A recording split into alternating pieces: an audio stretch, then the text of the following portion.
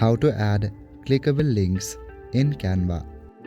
Hello everyone, in this video I'm gonna show you how you can add clickable links to Canva. Firstly, head over to Canva and create your design. Once you create your design, you will land to this kind of editing page. Now just to show you guys, I'm gonna type something. I'm simply gonna type click here.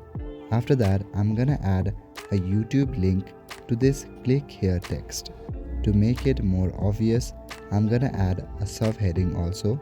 Let me just write for YouTube. Now let's add YouTube link to click here. Select click here, then tap on this three dot icon. Now scroll down, select the link option. Now type in your link on this box. We are adding YouTube link, so I'm just gonna type in youtube.com. You can even go to the website and copy the link.